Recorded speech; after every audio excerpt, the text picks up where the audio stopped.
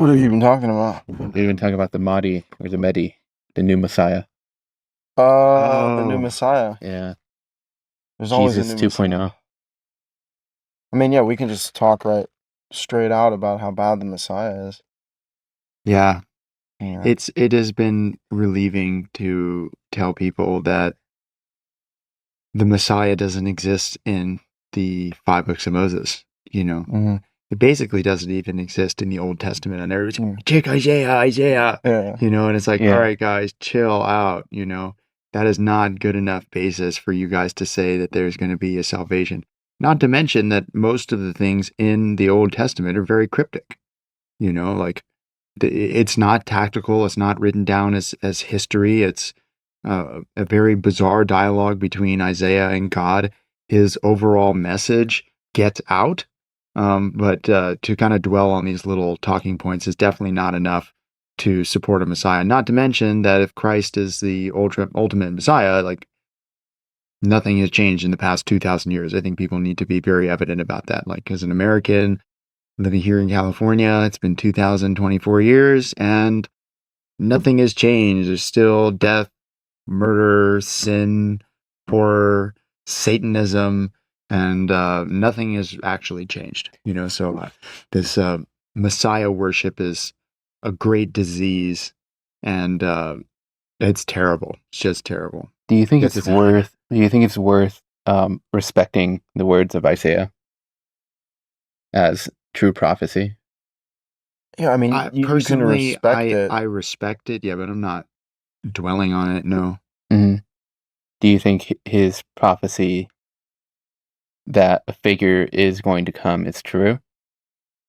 I mean, he never actually foretells anything explicit. Again, it's vague where he talks about the servant of God, the one who has the Spirit of God resting on him, like the descendant of David. And again, the descendant of David could even be metaphorical in a sense as well. But the truth is, God promised David the throne for eternity if his descendants followed God, and Solomon kind of messed that up, So it doesn't mean that there's necessarily a second chance. I don't even know all this stuff. To be honest with you, out of everything that I read in the Old Testament, the most accurate prophecy that you could perhaps point to is, I forget if it's Isaiah, Ezekiel, or Hezekiah. I can't tell you which one. Hezekiah. I could. No, sorry, excuse me. Like Ezekiel. Amos, not Hezekiah. And it says something, and I could find it as well. It says that the leaders will mislead you, and woman will dominate you. That's Isaiah. Yeah. Right, and that's the most accurate one that I can think of. As there's so many accurate ones, and then there's just some that if you were to follow these vague references, you'd have to create entirely new belief systems, which is not at all warranted by the Torah. In the Torah, you're not obligated to believe in a Messiah. You're not obligated to believe in a resurrection of the dead and all these things, which Judaism claims to be a fundamental principle, right? So it's just not true. Let's also remember that even if there was a prophet, he can be led astray by other things, right? There's a direct story. I don't think it's in the Torah. You remind me about the donkey. There was an angel on the path. It was Balaam. The story of Balaam. Balaam, yeah. Right? Can you recount the story, exactly what happens? Yeah, so I mean, the king of Moab, Balak, wants Balaam, who was a prophet, a non-Jewish prophet, to come curse the Israelites. And God tells him not to go, then God tells him you can go, but you're only going to do what I say. And then he gets on the road, and then an angel starts to try to block him in the road, and only his donkey sees the angel, but he doesn't see the angel. So the donkey keeps going to the side, and finally he walks up against the wall, and he's crushing him against the wall, and he starts beating the donkey. He's like, "What's wrong with you?" And then the donkey opens its mouth and starts talking and says, "Why are you beating me? I've been your donkey for all these years." It's like, "There's an angel in front of you." And then the angel appears, and Balaam sees him. And he's like, "Oh, okay." He realized that he would only be able to do what God tells him to do. And then obviously he goes to curse the Israelites, and he can only bless them again and again. Mm. So that's the story. Okay.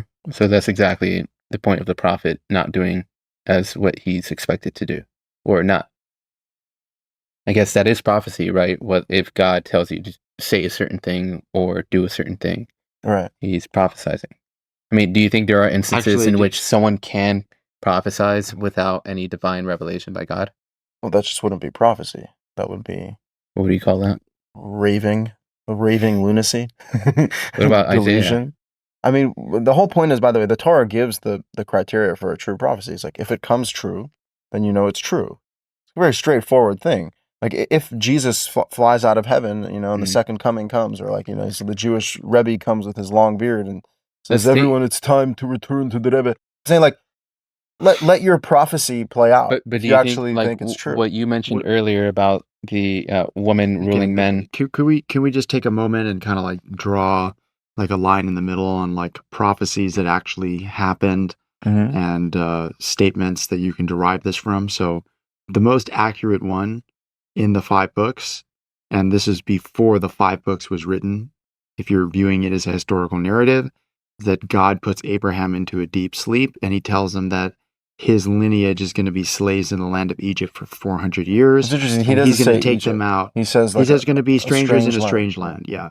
But I'm saying that yes, foretells that history. There's going to be slavery for 400 years, and I'm going to take them out with a strong hand as well.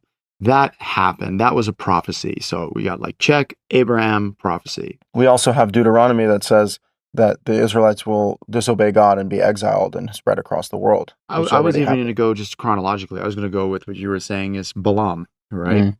Balaam is prophesizing with God and is known for his ability to prophesize with God. That's why he's like the all-seeing, all-knowing Balaam. They talk about his third eye is open. He's very whimsical with his language, and he refers directly to Yahweh. And Yahweh tells him, only which I tell you what will come from your mouth, that will only come from your mouth. And he is trying to curse the nation on the mountain, but when he talks to Balak, who's angry at him, he's like, did I not tell you that only what God said would come from my mouth would come from my mouth? And so I think that is very telling about just how prophecy works. And then you look at God telling you, how do you identify a false prophet? Is even if the dream of the dream would be to come true, or the thing in which he said would be real, does he follow my laws, right? Which really comes back to the most important point, which is the laws. That's why I don't actually care about all of these prophecies. If these things are bound to happen, okay, go ahead and prepare for it. Okay, now that you're prepared, you still have to wake up tomorrow. You have to brush your teeth. You have to make your bed. You have to live like a human being, treating your neighbor like yourself, not stealing, So a poor gentleman just got his entire business stolen from him overnight because he cleans cars. And, what did that piece of shit do? Somebody stole his whole car. His car. His car's got the chemicals, his cleaning equipment, everything, right? Where do we derive that is something negative to do? 10 Commandments. Yeah. Right? And so the 5 books is talking about laws. All this prophecy stuff really sends people into crazy loopholes. It's all just forced belief, right? It's like, thou must believe this. It's like, how does that help you at all to just start believing things that have no basis and have never happened? Like it's irrelevant. It has no value. It has no value. You're not obligated to have these beliefs. The Torah does not obligate you to do that. And again, anyone who understands the Torah and reads it knows that this is the basis. And as you say, even if a prophet does manage to make things come true and perform miracles, there's a criteria above that, which is, if he tells you to worship other gods, you shall kill him. Yeah. Right? Tell him to worship other gods, tell you to go against God. And that chapter starts off with the verse, you shall not add or subtract to this commandment. Right? And so that's like the introduction to the law of the false prophet. So it's very clear when people are deviating. And like, to me, what's so crazy is how obvious it is that the Orthodox, the Pharisees, the oral Torah is just a lie. Like, it's an actual lie. If anyone has any sense in their body. Everything about that division of Judaism, when it started. It started 2,000 years ago. If the religion of Judaism is 3,500 years ago, the term rabbi came out exactly when the Second Temple was destroyed.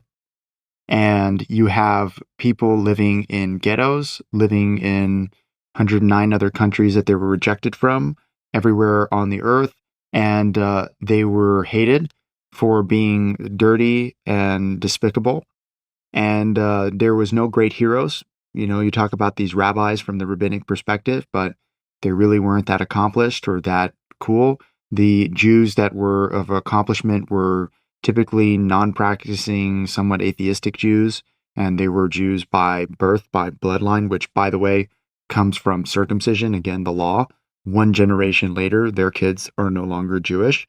And what is the thing that they did? They added all of their own commandments on top of God's Torah. And so you're looking at, from their very sick and twisted point of view, that we are guilty of subtracting God's laws because all of the rabbis' laws are God's laws, right? So you'll always be the enemy in the eyes of, honestly, the Sadducee, right? Like, the Christians have figured this out. You know, they have basically outed thousands of years ago that the rabbinic Jews have been scum, right? Like, if there's any takeaway from the New Testament, like, that would be it. Yeah. And that's what you see. You see the people who are the Sadducees in history Pharisees. The Pharisees are our problem. Yeah. You know, And the Sadducees only believe in the Torah. They became immediately out of power right after the story of Christ. You know, again, like, you're supposed to have judges. They say rabbis, right? Okay, so if the rabbi is the new judge, where's the court system of rabbis that implement judges? What do you guys, like, kill gays or something? Like, you guys able to put people to death for not keeping the Sabbath? They have no legal power. Plus, their laws are false and But they contradict don't even have the a Torah. court system. I mean, they have like a mock court system. By the way, I For wanted what? to. For like legal, for like monetary disputes and like conversion No, and but marriage. it's not actually No, I mean, they're just connected to a position of power. Yeah. Like, they had made up their own court system that only has any power if you care to be part of their system. Yes, they have no actual power. There is nothing that they can implement that actually is a source of power. Yes, So not for us to listen to them is absurd. Not only do they not have power, the laws that they do make are false and contradict the Torah. Well, again, if you want to talk about prophecy, that would be the clearest, and I wouldn't even call it a prophecy. I would just call it a response from God, which is, you don't follow my decrees and my ordinances, everything goes negatively for you, right? And so that's what you see. Everything is being negative for thousands of years for the Jews. And, you know, it's funny because I've been hearing this for a long time, that if you're unhappy with how Jewish history has been for the past 2,000 years and you want to make a change, the Orthodox response to put you down is, you think you're greater than 2,000 years of brilliant minds before you? That's the dumbest thing I've ever heard. Brilliant. No brilliant minds. Let's just be completely honest here.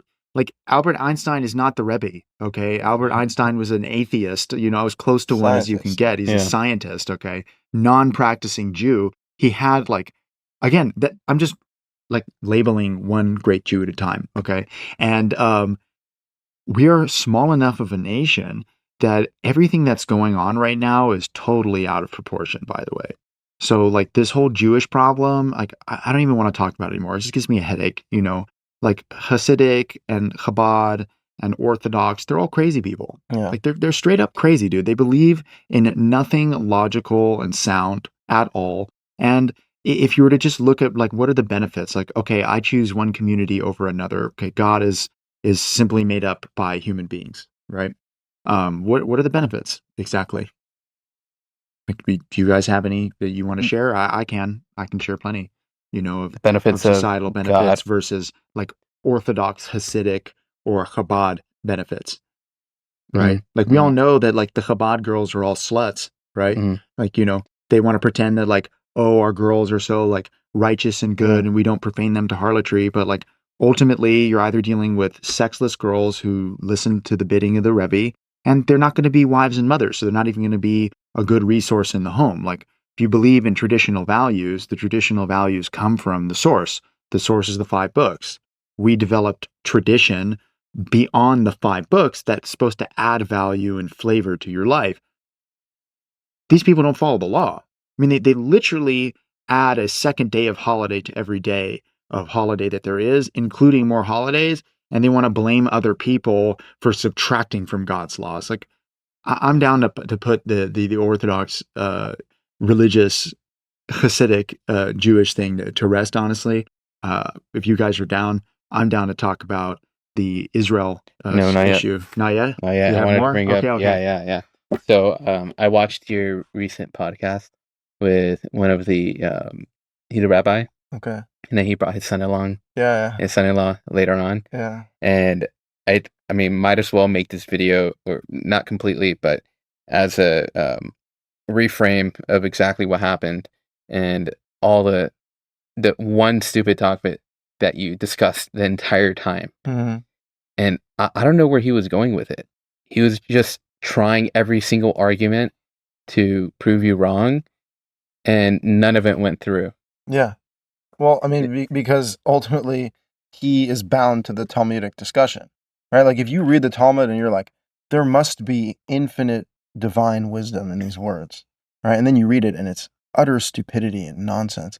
Now you have to sit there and justify why this nonsense is divine revelation, right? And so the whole conversation was that the Torah says if you burn a fire, you're responsible for your actions, right? And the Talmud says, well, what's the reason why? And it's like, yeah. And then they go off and so it's an argument. Wait. I think the stupidest part that I heard was when he's like, where does the fire go, out or up? Yeah. He's like there's a tree. Yeah, there's a tree. It goes up in the sky. I was like, you're missing the point. so Did you see this? disconnected from reality. Dude, I've seen it, but I've also been in hours and hours of conversations like that. But just so you can see way how, of thinking, how retarded it is. It's a taught way right? of thinking. Like, it's an argument between Rabbi Yochanan and Reish Lakish, where Rabbi Yochanan says you're obligated for your fire because it's like you shot your arrow. And Reish Lakish says you're obligated for your fire because it's your money. And it's like, what? Like, you're obligated for your fire because you burned a fire. It doesn't. And because God said so. They're trying to use all these different. Like, even when you're explaining it, I still don't understand. No, you have to zone out. I just hear it as like nonsensical information. Like, I mean, they're trying to use analogies. Exactly. They're trying to use analogies to prove a certain point that it can be pretty much judged in a very specific way. Yeah. And that's what they're trying to get across. Unnecessary. Yeah. Right. And so then they have to go through this whole reason to explain why it's necessary to have this conversation to begin with. And when I tell him, like, don't you acknowledge that the Torah telling you you're obligated for your fire is sufficient? He's like, that's the greatest question of the greatest Rebbe. It's like, no, it's not a question. Also, it's a conclusion. Could we all talk about like the most absurd thing ever? That like in every scenario and every story that exists within the rabbinical frame or the orthodoxy or the ultra religious, even on the Christian side, that like we're inserting like Eliyahu Hanavi and Elijah to like take the place of like people, and like it was Moses and a second life and redemption. I had a guy text me, and of course he believes in the Messiah. And again, part of the reason that he believes in the Messiah is also because he read in the prayer book that God's going to raise the dead, right? Like this is in the Amidah, the prayer book that you say 3 times a day. There is nothing about resurrection of the dead in the 5 books. There's actually the book tells you choose life, not death, and then these people are talking about resurrecting the dead. Like, isn't that the most satanic thing that you could possibly think of, and you're going to attest it to God as if he's doing this? I mean, look, you talk about Reish Lakish and Rabbi Yochanan. They were best friends for many years, and then he cursed his friend and killed him. That's how that story ended up. Like, that's even by the Gemara's frame. Like, go ahead and read the information that's in there, and you're going to say that these people are smart. Who is the guy? His wife is like a Bino or something like that, like Beanie. She has the most ridiculous name ever. Bruria. Oh my God. Yeah. Rabbi Meir Balhanes, right? Yeah. Okay, Rabbi Meir Balhanes. This is crazy. This is a modern dude? No, dude. No. He's a rabbi in the Mishnah and the Talmud. You think he's somewhere, I think he's like 1700s. He's not even that. No. He's in the Mishnah and the Talmud. Oh, is he? Yeah. Oh, okay. Hey, dude, it's hard to keep track of all these guys. You know this. Anyways, apparently there's a story where he was going against the authorities at the time, and there was prostitutes in the area, and he dressed up as a knight in order to like Dude, I'm just imagining the modern Wait. like Dude, you don't even hunchbacked in a knight's armor. Dude, just Oh wait, my just wait. God. This is insane, okay? And he goes to the harlot, The brothel. and she's a Jewish girl, by the way, and she's a whore. And he basically is telling her like, "Oh, why are you here?" And like, and honestly, I should pull up the story and read it because it's so absurd. But it comes out to something like, you know, They were going to catch him, and then... well, like you know, if you're going to do prostitution, do Jewish prostitution. Like he literally, it's like insane, dude. And then the two guards, he's going to go pay off the guards to let this girl go or something like that. And then they're like, who the hell are you, right? And they decide to like chase him, right? And they're chasing him, and he runs into a brothel, right? And he goes in, and there's like 3 different recountings of what happens. I'm pretty sure that he like stuck his finger. They tried to catch into him a with pot like of non-kosher food, and then all of a sudden they said, "Well, that can't be the Reish Lakesh because he's got his finger in Rabbi a pot Meir. of whatever the fuck his name is, dude." His name and his fingers in there, right? And he's got the invisibility cloak on, right? And then the second recounting of that story from the Gemara response is that he actually he went to kiss a woman, like a prostitute in there, but really that woman was Eliyahu Hanavi. So as long as it was a man, it was fine. Isn't that What the insane? fuck? It's better to kiss Yeah. a man You than to heard- kiss a woman. Like this is No, but what about useless the information? licking the finger? So also they tried to frame him with like the non-kosher food. So he stuck his finger in and then licked his other finger. And so they knew. So he tricked them all. You know? Yeah. So he's a genius. What's his name? Oh my God. Mayor Balinese. Well, the story gets worse is because this guy's wife, whose name was Bruria, who was actually like a feminist woman who was like always like challenging the students in the yeshiva. So he decided to test his wife. And so he took one of his students and said, "Please seduce my wife. I want to test her." And so his young student goes and seduces his wife and sleeps with her. Oh my God. And then his wife commits suicide because she realizes she's an adulteress. But it's like, look at these fucking people, dude. Yeah, like they're bad people, right? There's another story of like the Rabbi Yehuda Hanassi, who was the guy who wrote down the entire Mishnah, right? So he started this whole shit, right? So there's a story that one of his colleagues was like, "Rebbe," he's like, "I'm gonna make you dance like a dog at your son's wedding, and your wife will pour wine for me." And he's like, "What? Okay." And then his son's wedding comes, and this rabbi goes over to him and was like, "Rebbe, what does the word toiva mean?" Okay, now toiva means abomination, right? So he's like, "Abomination." He's like, "No, it's not what it means. I'll tell you what it really means." And he's like, "Tell me, please, tell me the toilet," right? And he says, "Only if you dance like a clown in front of me." And so Rebbe starts dancing like a clown, right? And then he says, "Also, your wife's gonna have to pour wine for me."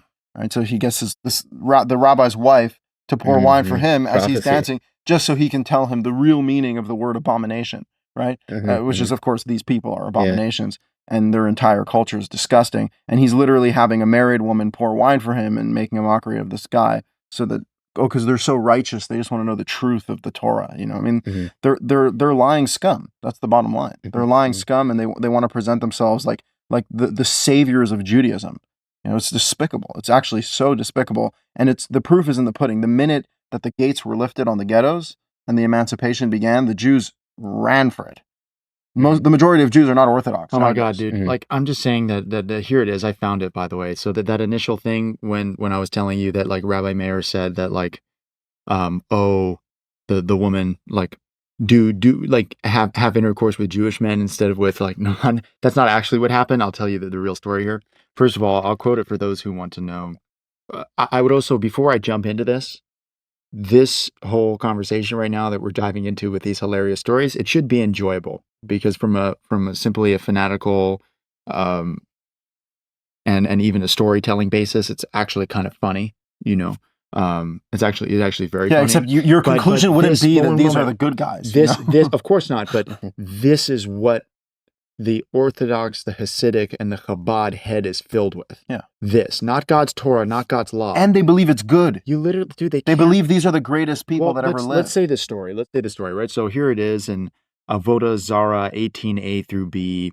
They listed here a sister-in-law in a brothel escaping by going into a brothel. So Bruria, the wife of Rabbi Meir, was a daughter of Rab Hanania ben Tardon.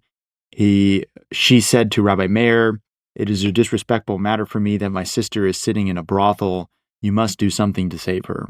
So Rabbi Meir took a vessel full of money and went out. He said to himself, if no transgression was committed with her, a miracle will be performed, and if she committed a transgression, no miracle will be performed for her. It's just like God's works, right? Like instead of like punishment and for transgression, like just no miracle. It's like how you deal with kids, right? Like they're having a tantrum, and you're like, "I won't give you $100 if you stop." Like that one works real good. No, these right? people are colossally immature. This is actually how they teach their children and how they live. They want to take on Rabbi Meir. And so this is the story of Rabbi Meir. So he went out and he dressed as a Roman knight, and he said, "According to my wishes, I wish to engage with intercourse with you." He says that to his sister-in-law. For some reason, doesn't recognize him. She said to him, "I am menstruating and cannot." He said, "I will wait." And then she said to him, "There are many women in the brothel, and there are many women here who are more beautiful than I." So she sounds familiar with the brothel. He said to himself, "I can conclude from her responses that she did not commit a transgression, as she presumably said this to all who come." It's kind of a crazy presumption based on the dialogue. Doesn't sound like that at all. But let's keep pushing. Rabbi Meir went over to a guard and said to her, "Give her to me." The guard said to him, "I fear that if I do so, I will be punished by the government." Rabbi Meir said to him, "Take the vessel full of dinars, or money, and give half to the government as a bribe, and half will be with you." The guard said, "But when the money is finished, what shall I do?" He said, "God of Meir, answer me, and you will be saved." Say, "God of Meir, answer me, and you will be saved." Okay. Yeah, not Yahweh, God of Meir. No, by the way, But let's keep going. Not God of Abraham, Isaac, and Jacob. No. God of Meir.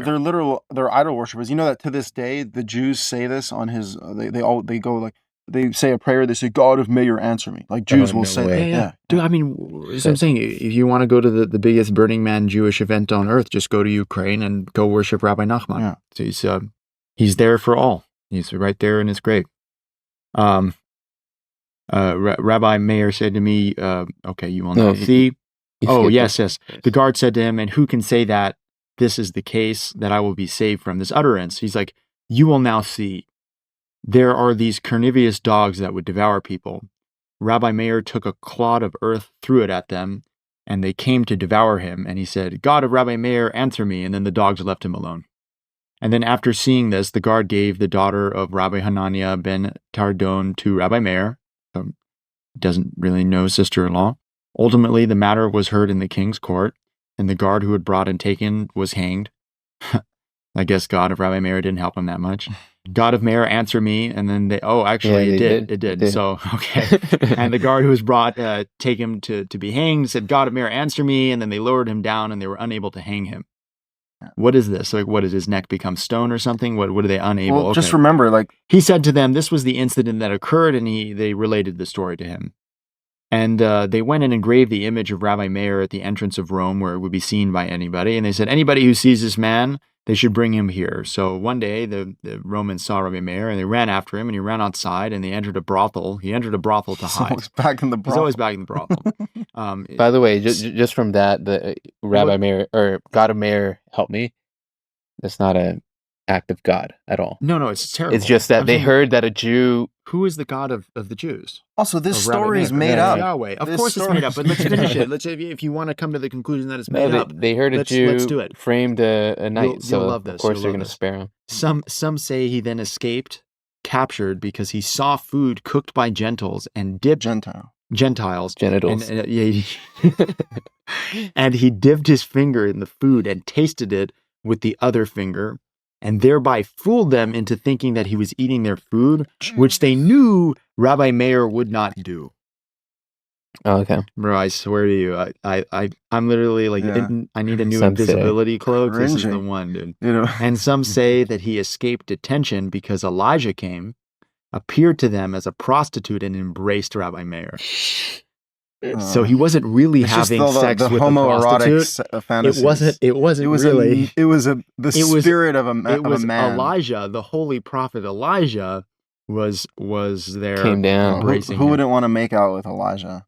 The Romans who were chasing him said, "Heaven forbid! if this were Rabbi Meir, he would not act in this manner. First of all, the Romans, that's the funniest He would thing. rather... The Romans are like super, super learned on Jewish law and stuff, which is hilarious. So yeah, he would rather embrace a man sexually than a anyways, woman. Rabbi Meir arose and he fled. And then these are those who say that he fled in this incident. And there are those say that he fled due to embarrassment from the incident involving his wife, Beruria. Which is one last what thing, happened to his wife, Beruria? Yeah, we can stop reading. No, I told the is, story. He had his student seduce her, and it worked. And it worked. No, I mean, again, but you know, it's really silly. I don't even like spending my time here. The fact that I've read any of these things and it's made its way into my mind is absurd. This is the sort of thing that's plaguing the minds of young Jewish men.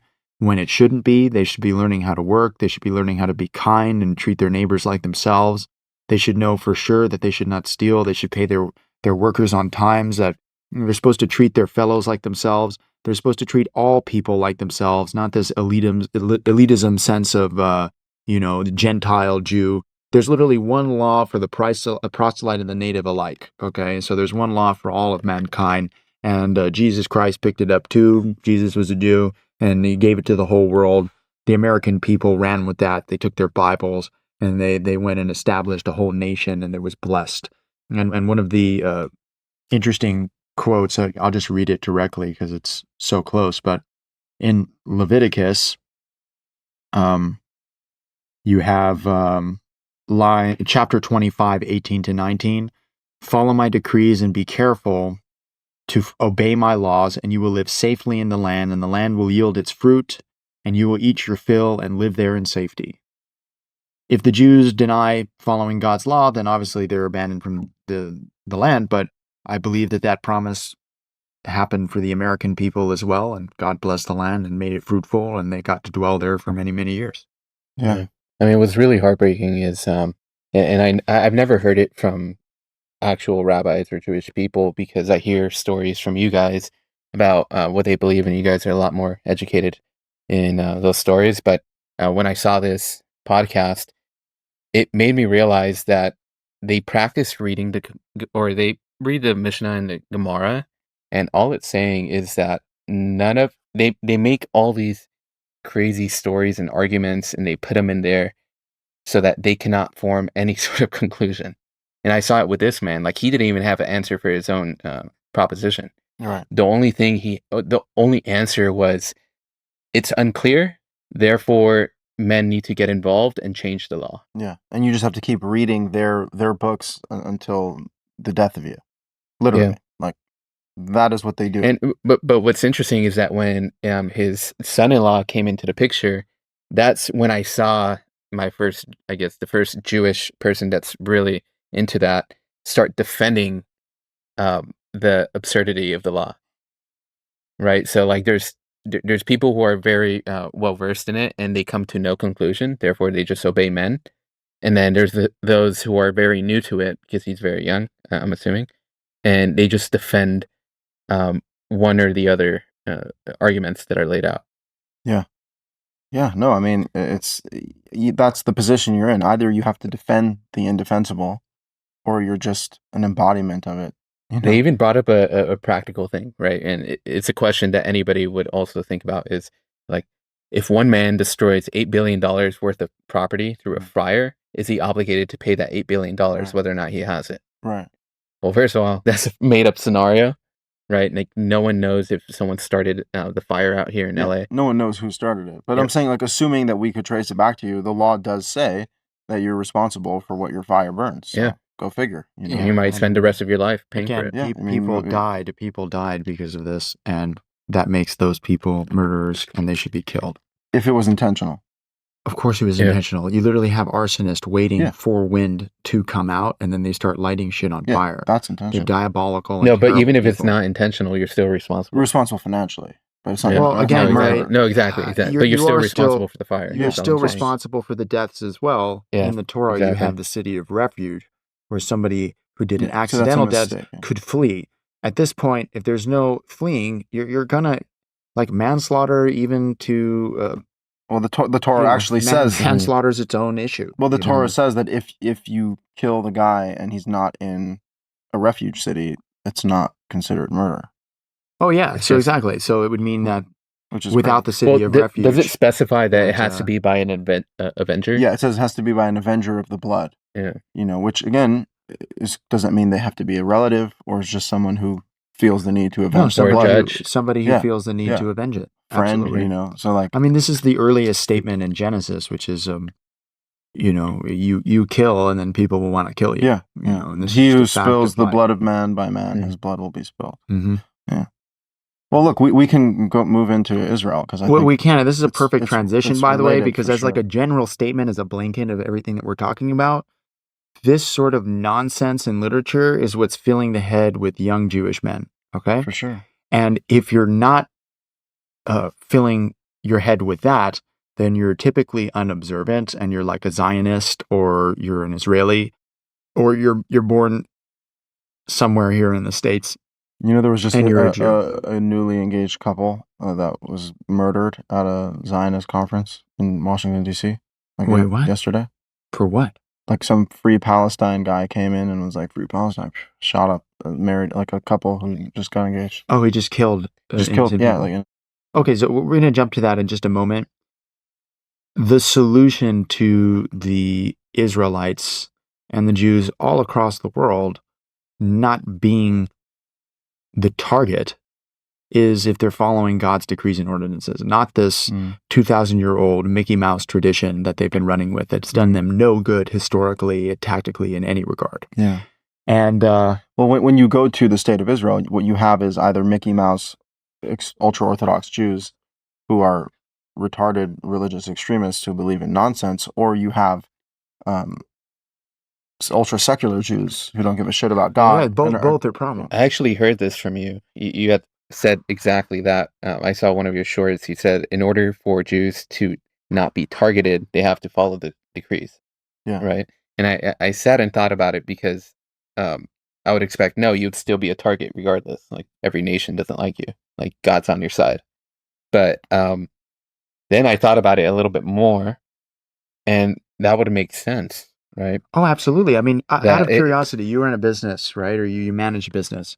If you know that the people who are running and managing the business, they don't steal, they don't kill, they don't murder, they don't commit adultery, they pay people on time, they never, they're kind to other people, they support the destitute. That is the sort of person that if any of those people, and they have the skills of running a government, they would run an amazing and non-corrupt government. It would have good outcomes.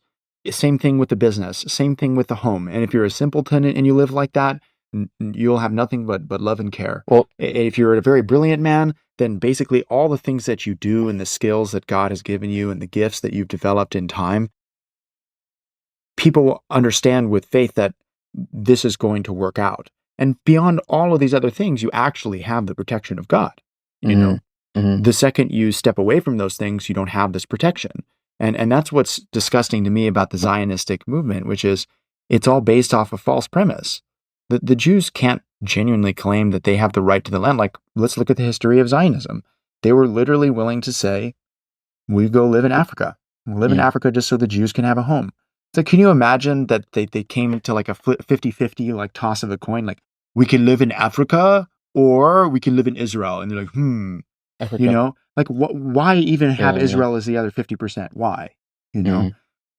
Because they controlled it for 1,500 years, because God gave it to him, because there were miracles performed, and there were great kings and temples and history, and a holy people that taught the world how to live correctly. Clearly, that was confirmed by this nation in America, because if you're an American, you have the 5 books of Moses, which have all the laws that Christ told the people to follow, not like the Sadducees, but as it's actually written. Not like the and Pharisees. he's not like the Pharisees. The Sadducees were the ones who just follow the Torah. Yeah. Dude, I'm so sick of the damn labels. I can't even think about them anymore. People are like, so what are you, a Karaite, a Sadducee, a Pharisee? I'm like, dude, I'm just an observant Jew. Like, I'm an observant Jew. And at the end of the day, I want to live. I want to live. And I think I should be allowed to live. I don't think that I should be hated for being a good man who hasn't done terrible crimes of any regard and has been providing jobs and work for people. I live here in California, in Los Angeles. I'm 25 years old. There's a chaos amongst men and women. the religious institutions, they don't want to get them married. And there's all these regulations and laws trying to keep you down so you can't make a living. Beyond this, you have the fact that Kanye West literally released a song saying Hail Hitler. And the second that's been on the internet, there has already been a change in people's tolerance of Hail Hitler. Mm-hmm. Let's be completely clear here. This is not a Jewish thing that's the problem. Okay, yes, there was a Jewish genocide. Between 5 and 6 million Jews were killed, and it was a terrible, terrible thing. But there was between 70 and 85 million deaths during World War II, okay? That means that between 75 and 80 million people died because of Hitler, okay? We're talking Americans, Europeans, everybody, all over the place. How are we not furious that one of the greatest celebrities on the internet, the most popular with the most influence, literally glorifying that man? Hail Hitler, okay? This is a problem for everybody. This is not just a problem for the Jews. It's an additional problem for the Jews because the whole narrative of the nation, or the whole narrative of Hitler's cause is, let's put enough propaganda into people's minds that all of the destruction, death, and war that has ever come from mankind, it all comes from the Jews. Yeah, and that at terrible, the center, terrible lie. And at the center of World War II, we'll have a systemized operation to murder every single Jew possible. Yeah. Like well, look, it's all made that based a on priority. violence. It's all based on violence and on hate. And if you can ramp up people's violence and hate, then they'll actually go out of their way in order to start killing people like they're insects. Okay. Yeah. We just sprayed up the whole gym here, and these flies were literally like on the floor, and there was, and I was like having to sweep them up, you know, and I was making a joke like fly genocide, you know. But like seriously, like I have comments on my Instagram being like, oh, an extra small oven for this guy, you know. What? Like that is absurd. Like people are literally texting me, Nazis are back. They're just making a statement. The Nazis are back, right? Yeah. I haven't been hearing this on the internet other than since it's new. Kanye released that song. He's empowered a lot of people in order to do this. And that's all it took, by the way. That's all it took in order for the very one person to put a unrealistic target on himself. Horror of the World War II. Like the amount of people before the war actually happened were like, nah, there's no way. Like there's no way that this guy can do that. Like, come on, like you're just stressing, you're a conspiracy theorist, you know, oh, you're too aggressive. I mean, that's why the Jews stayed behind in Germany. Yeah. And you just thought everything would work out because it's worked out under their definition of worked out for the past thousands of years. Yeah. Dude, no, right? Like, oh, they're just going to place restrictions on us, and they're going to keep placing restrictions, but we'll weasel our way out and like find loopholes and bribe people, and it'll be okay. Yeah. And then they just started chopping them down. No, it's frightening. Well, look, I just heard something crazy. Let's see if we can just Google it, right? Because like Google obviously has no propaganda on it, but we'll just trust Google, you know. How many Palestinian deaths have there been in Gaza?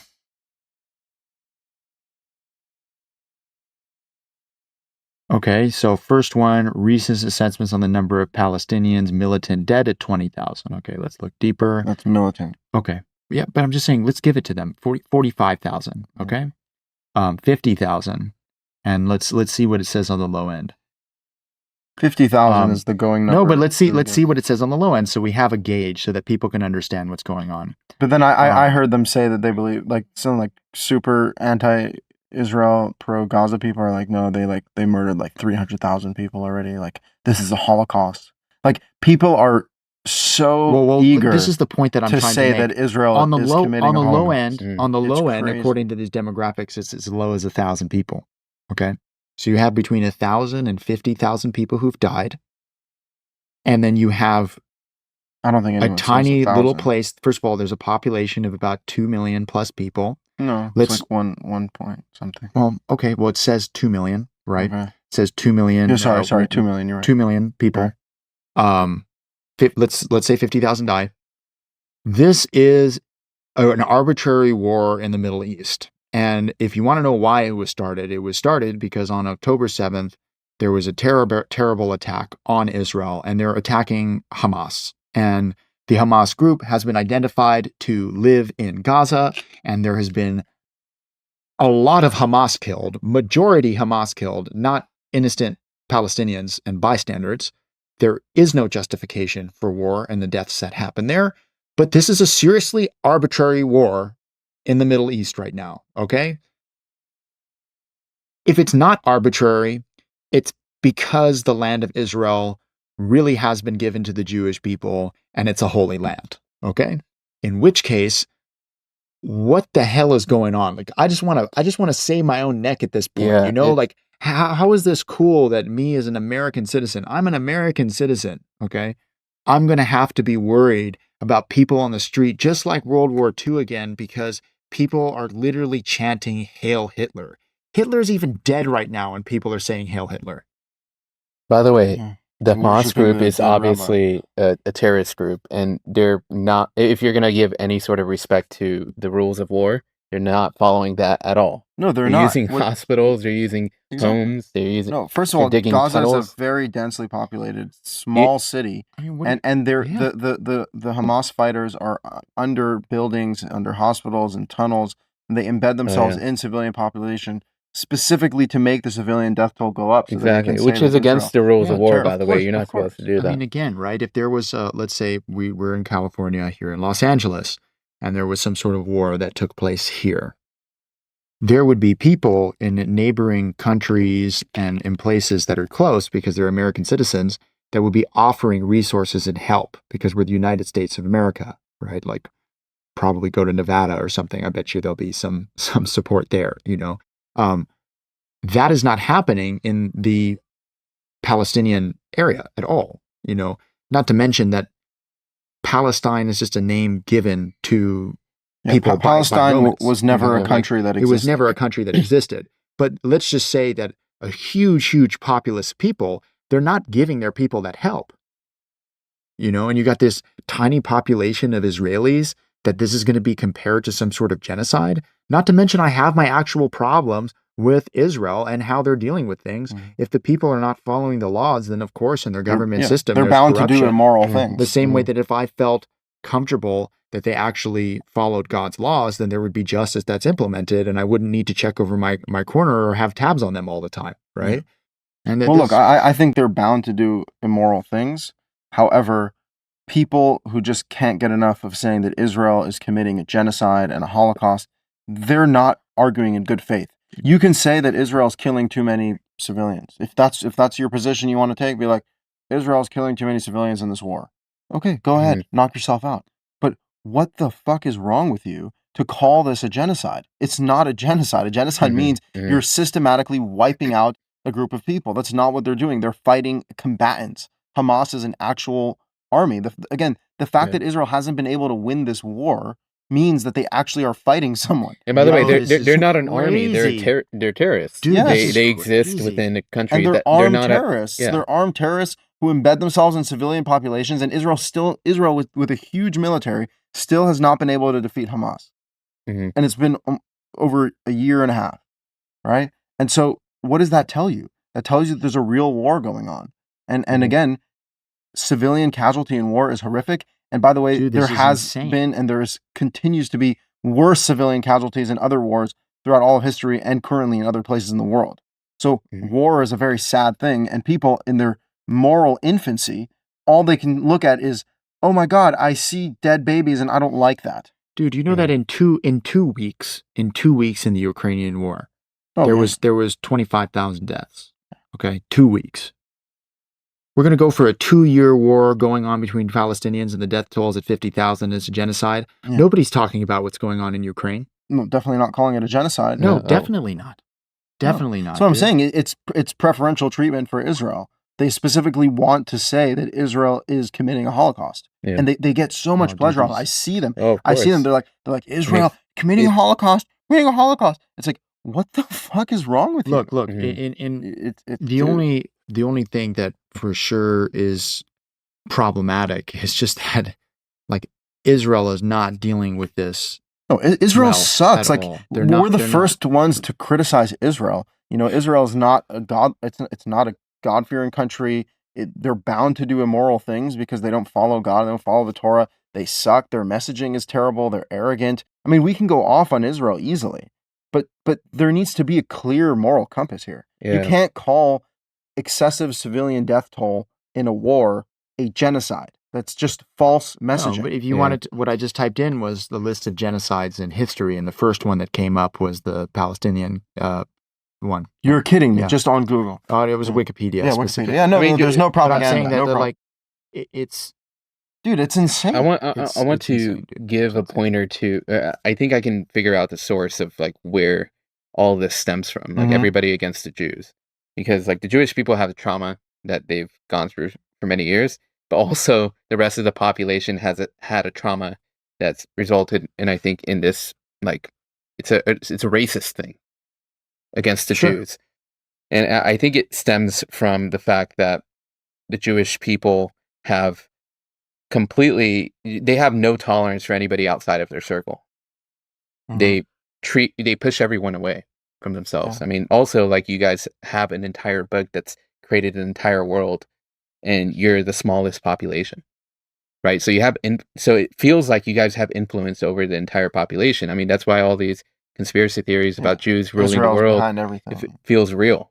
It You know, feels like real, but that's also why it's not real, and it's also what's so violent about the propaganda, which is saying that the root of all the issues in the world is the Jews. Yeah. Mhm. So as a response to that, let's actually do a real genocide, right? But by the way, let's literally wipe out an entire people. they can say Mhm. that the root of all evil is the Jews, and now they can actually point to the Jews and be like, look, they're genociding monsters. They're evil. They're like, they now can demonize the Jew to such an extent because the Jew is now the aggressor in this scenario. So before, the Jew was like locked up in a ghetto and they were still demonizing them. Now the Jew is killing Palestinian babies, right? Mhm. And so it's the anti-Semites' dream. Well, you know, this Oh, is yeah. what's interesting is that being a Jew is not just an ethnicity; it's a Mhm. belief set.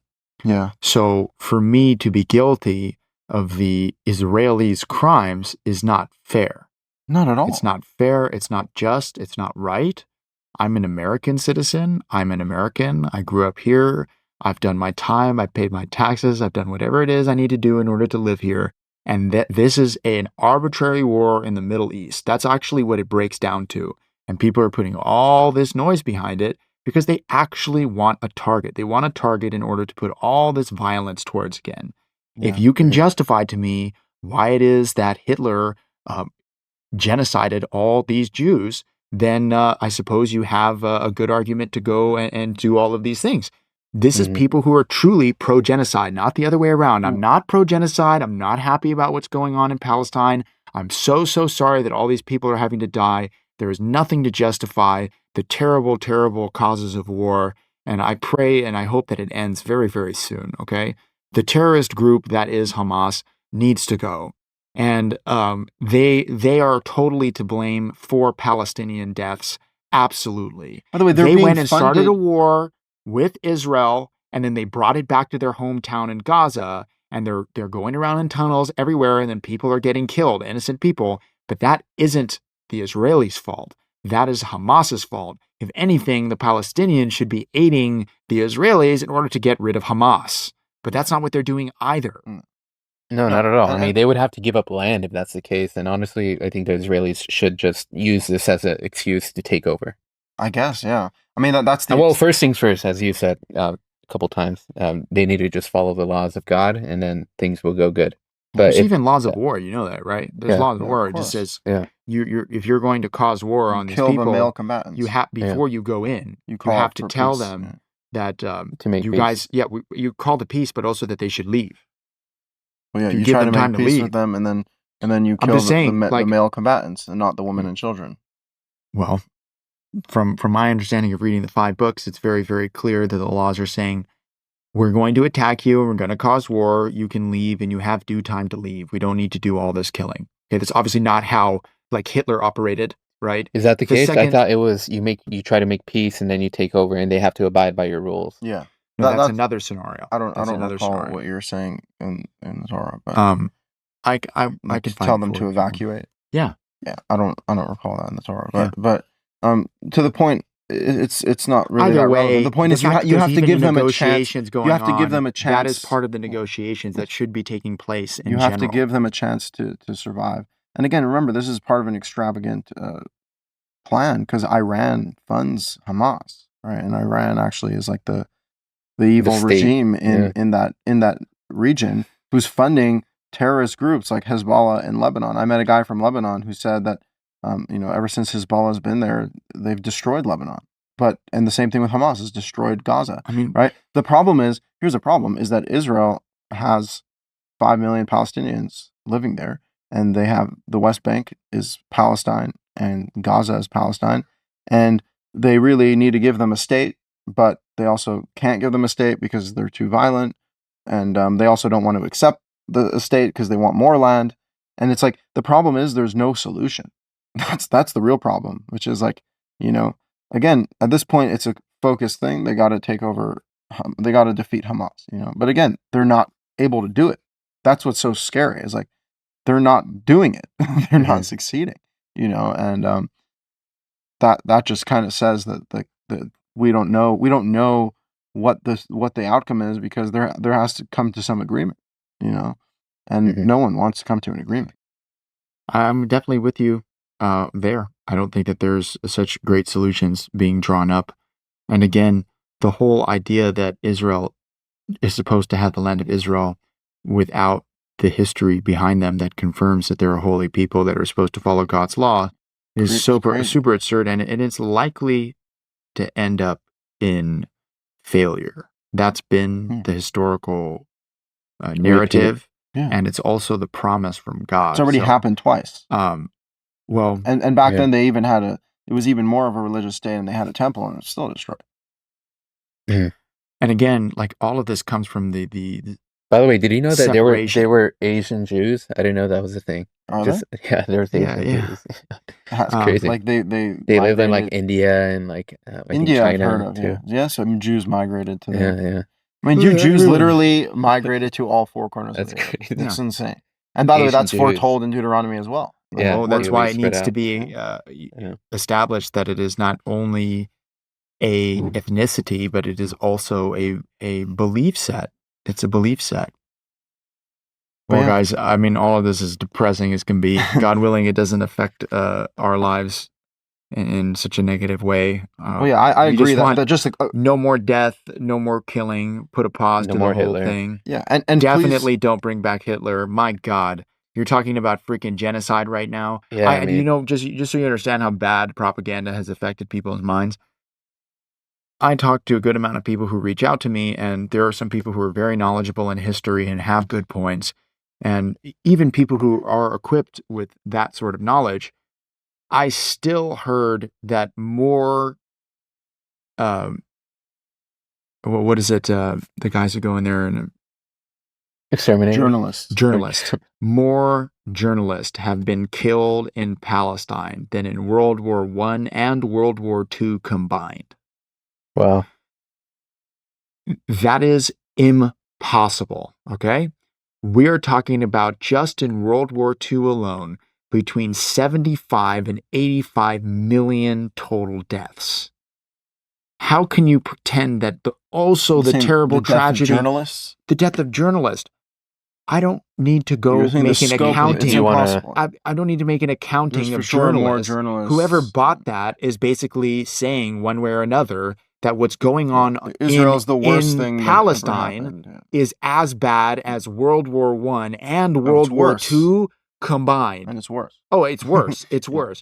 I'm saying that is an obvious manipulation. It's insane. Manipulation. You have no idea of a reference or scope of disaster in history, and only those people are talking about it. And why did they feel so a part of it? Because you can send me a video on Instagram where some kid got shot in the head and his brains are spilling out, and everybody's got this damn phone where they have to feel so interconnected and part of the help and part of the peace.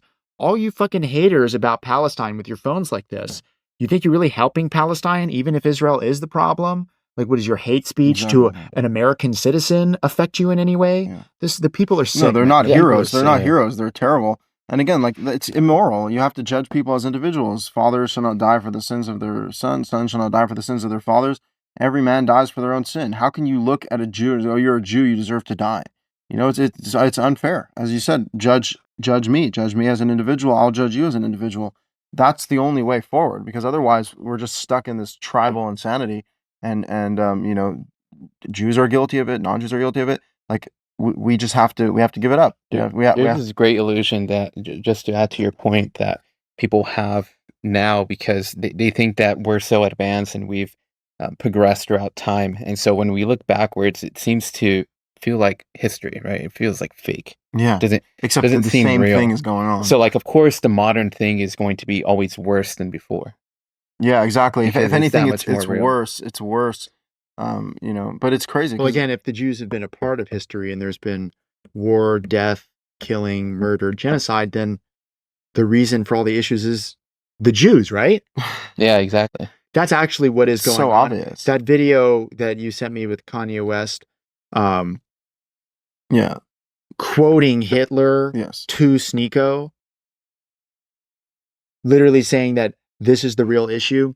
Let me actually pull that video up. The thing is that it's the congregation. Dude, that's insane. The congregation. It's retarded, dude. I mean, you can whip up any story using any combination of words, and make it make sense. Exactly. It's retarded. By the way, just to like make it clear that like Hitler was trying to find a scapegoat because they had to point to something of why Germany failed. Exactly. And it's never you, right? The Jewish people are always the easiest target.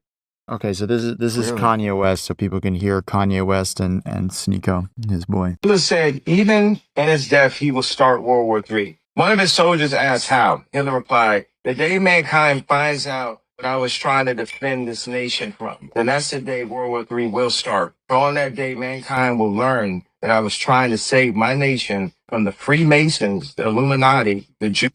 For if Americans win the war, then they will conquer the world and forever be enslaved to the Jews. And they will try to conquer God. That's accurate. That's exactly what happened. That's accurate. That's exactly what happened. Well, it is what's happening. Yeah. People believe that. He's a prophet. He believes that. He's basically a prophet. That's how he feels of himself. Yeah. You know, this guy's crazy. Yeah. He figured out the code. That is insane. So Hitler said even he's saying that even in his death. When people the whole premise of this is that when people start to believe that what Hitler did was right, and that he's a righteous person, World War III will happen. And so let's all, as people, as human beings, try and stop that from happening, okay? And the propagandist point of view to who are really the problems, not Hitler, not World War I and World War II, right? And all the enemies that were historically a part of these horrors, that it's the Illuminati, the Freemasons, and the Jews.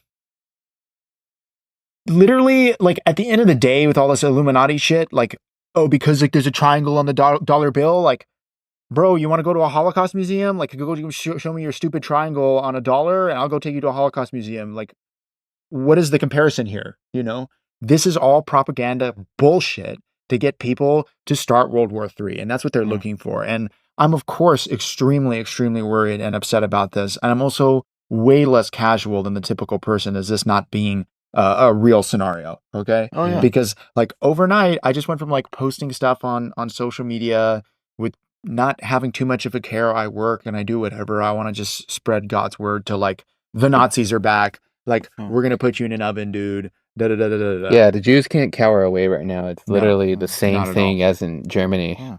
You have to be delusional to think that history will not repeat itself. And by the way, one of the things that they do while praising Hitler and saying the Jews are at fault, they also simultaneously deny the Holocaust and say that it didn't really happen and there was only like 200,000 Jews that died, even though all of Europe's Jewry disappeared from 1939 to 1945. My own great-grandparents and great-uncles and included, like, they're all dead. Where did they go, you stupid bitch? You know, like, I grew up knowing people who were personally in Auschwitz. Like, it disgusts me, and we're fucking screwed when you have these lunatics who actually want to deny reality and deny their own capacity for evil by saying that Hitler was a good guy. And, well, guess what?